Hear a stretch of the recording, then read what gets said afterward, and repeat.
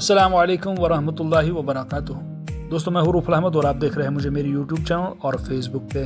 अगर आप मेरे चैनल पे नए हैं तो चैनल को सब्सक्राइब कर दीजिए और बेल आइकन को प्रेस कर दीजिए ताकि आपको आने वाले समय में मेरी नोटिफिकेशंस और वीडियोस मिलती रहें। दोस्तों, मैं जम्मू से आ रहा था, मैंने सोचा क्यों ना जो भी टनलें आ रही है आज NH 44 पे, नेशनल हाईवे 44 पे, उन सब टनलों का वीडियो बनाया जाए और वो एक ही वीडियो में डाला जाए। तो दोस्तों, पहले मैं आपको एडवांटेजेस बताऊंगा, क्या फ़ायदे हैं जो टनल्स बनी है उनसे हमें क्या फ़ायदा पहुंचा। जो सुरंगें हैं यानी टनल्स है, टनल्स रुकावटों से अलग होने वाले जगहों को जोड़ती है। दूसरे नंबर पे जो फ़ायदा है, वक्त और सफ़र को बचाने में बहुत ज़्यादा मदद करती हैं। तीसरे नंबर पे ट्रैफिक जाम को कम करने में मदद करते हैं। और चौथे नंबर पे ट्रैफिक जाम की वजह से जो आलूदगी वगैरह होती थी तो उससे भी बचा जा सकता है। इसके अलावा दोस्तों, जब आप सफ़र करते हैं, चाहे श्रीनगर से जम्मू के लिए रवाना होते हैं या जम्मू से श्रीनगर के लिए आते हैं, तो जो आप सफ़र करते हैं वो डिपेंड करता है कई चीज़ों पे। नंबर 1 पे डिपेंड करता है कि आप डिपार्टिंग टाइम आपका क्या है, आप किस टाइम को निकलते हैं। अगर आप सुबह 6 बजे निकलते हैं तो जब ये टनलें बनाई गई, इससे पहले सफ़र जो हुआ करता था जम्मू से श्रीनगर या श्रीनगर से जम्मू, वो 10 से 12 घंटे तक का सफ़र हुआ करता था। तकरीबन 350 किलोमीटर या 340 के आसपास ये सफ़र था, इसकी उतनी डिस्टेंस थी। लेकिन अब ये डिस्टेंस कम हो गई है और टाइम भी बचता है और रोड बिल्कुल ठीक ठाक है, साफ रोड है, इसमें कोई प्रॉब्लम अब नहीं होती है। ट्रैफिक जाम का ख़तरा नहीं रहता है और ऐसी कोई भी प्रॉब्लम नहीं, कोई भी दिक्कत नहीं आ रही है, आराम से सफ़र किया जा सकता है। दोस्तों,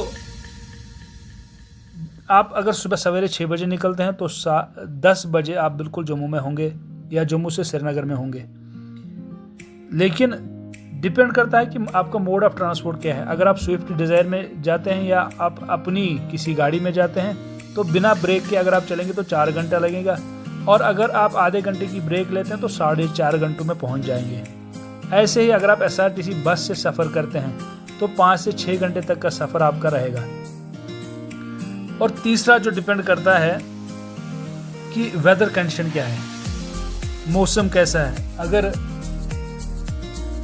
बारिश होगा या बर्फबारी होगी तो आपको बिल्कुल प्रॉब्लम का सामना करना पड़ सकता है, क्योंकि लैंडस्लाइड्स, अवांचेस और स्टोन्स वगैरह नीचे आती हैं, जिसके कारण रोड में ट्रैफिक फंसा रुका रहता है और टाइम ज़्यादा लगता है। तो इसके अलावा दोस्तों, अभी जो आप टनल देख रहे हैं इसका नाम है चनानी नाशरी टनल। इसको दूसरे नाम से भी जाना जाता है डॉक्टर श्यामा प्रसाद मुखर्जी टनल। इसकी लेंथ जो है 9.28 किलोमीटर्स है। यह हिंदुस्तान की लॉन्गेस्ट रोड टनल मानी जाती है और एशिया की longest by directional highway tunnel मानी जाती है। ये सिंगल ट्यूब टनल है और इसके पैरेलल में एक और टनल बनाई गई है, लेकिन वो एस्केप टनल है।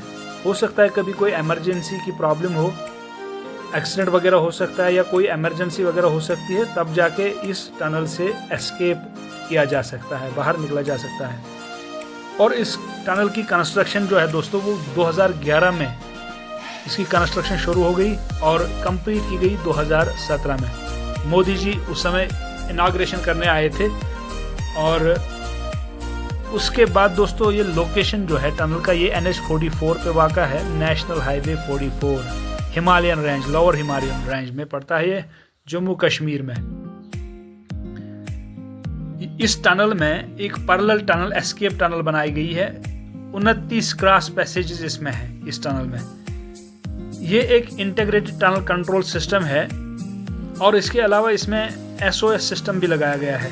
SOS सिस्टम क्या होता है? SOS सिस्टम होता है, आपके मोबाइल फ़ोन में भी एक एमरजेंसी का SOS ऑप्शन होता है। अगर आप कहीं पे इमरजेंसी में फंस जाते हैं, कहीं ट्रैप होते हैं, तो आप उस इमरजेंसी नंबर में नंबर डाल देते हैं, आपकी लोकेशन वगैरह आपके जिस किसी भी साथ आप शेयर करना चाहते हैं, चाहे फैमिली मेम्बर हो, और पुलिस को भी आपका जो है लोकेशन वगैरह पहुंच जाता है और आपको बचाने के लिए बिल्कुल टीम पहुंच जाती है और आपके फैमिली मेम्बर्स को भी आपकी लोकेशन के बारे में पता चलता है। वैसे ही इस टनल में एसओएस बॉक्सेस हर 150 मीटर की दूरी पे लगाए गए हैं। अगर इमरजेंसी में कोई ऐसा खतरा होता है तो बिल्कुल आपकी सहायता के लिए बिल्कुल टीम वहाँ पहुँच जाती है। उसके अलावा दोस्तों आपको बताता चलूँ कि लाइटिंग सिस्टम बहुत ही ज़बरदस्त है।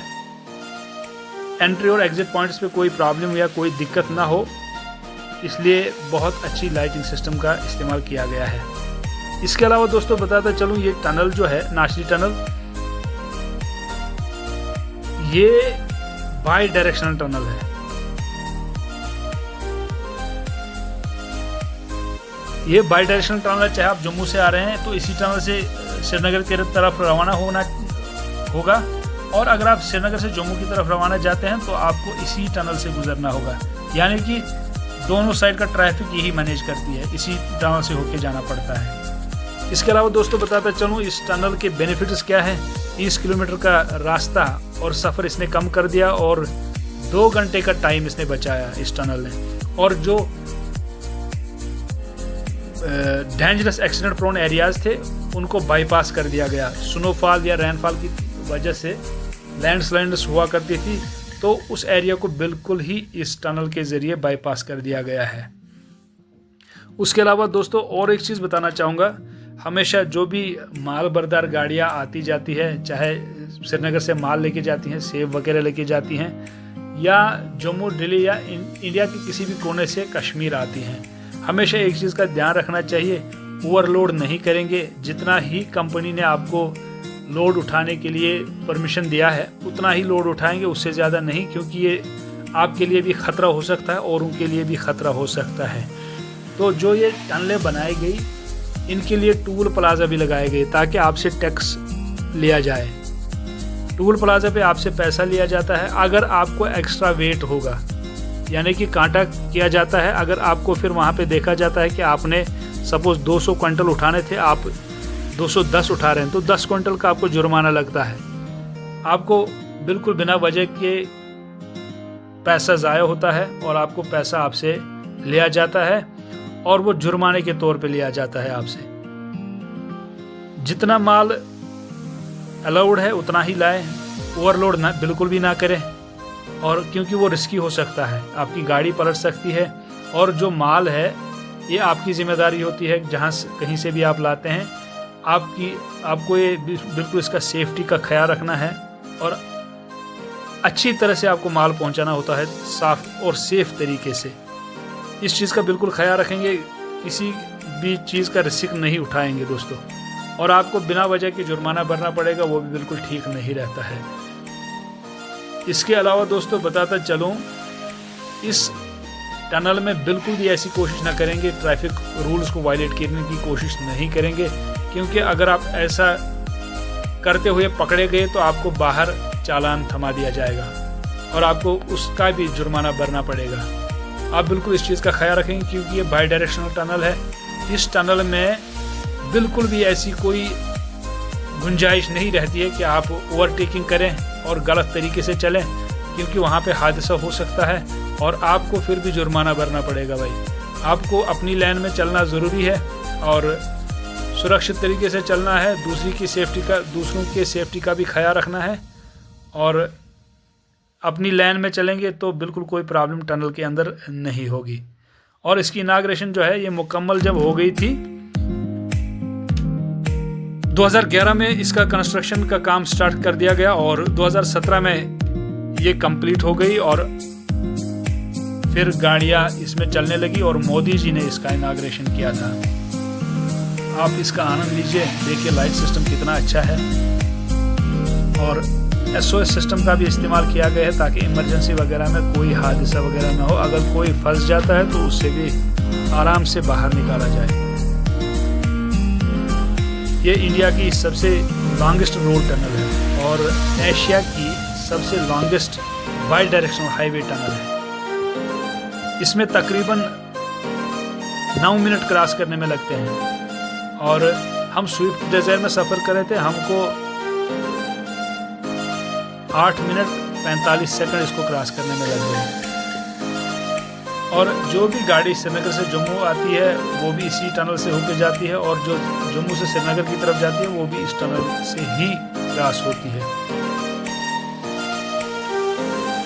इसके अलावा आप इस वीडियो में देख सकते हैं कि लाइटिंग सिस्टम कितना अच्छा रखा गया है, और कूल एंड सिस्टम का की टनल है ये, और इमरजेंसी एंड इवैक्यूएशन के लिए बिल्कुल इसके अपोजिट में इंटरकनेक्टेड एक पैरेलल टनल है, वो सिक्योरिटी एंड सेफ्टी के लिए रखी गई है। आप बिल्कुल देख सकते हैं ये खूबसूरत टनल है, नाशी नानी टनल। आप इसके अलावा देख सकते हैं एग्जॉस्टर्स भी बिल्कुल साइड में लगाए गए ताकि जो पोल्यूटेड एयर है उसको अच्छी तरह से बाहर निकाल दिया जाए और फ्रेश एयर धकेल दिया जाए टनल के अंदर, और पोल्यूशन बिल्कुल भी ना रहे। एग्जॉस्टर्स का भी इस्तेमाल किया गया है।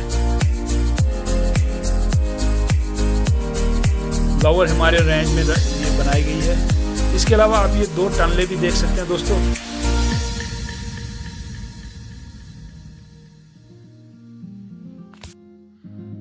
आप देख सकते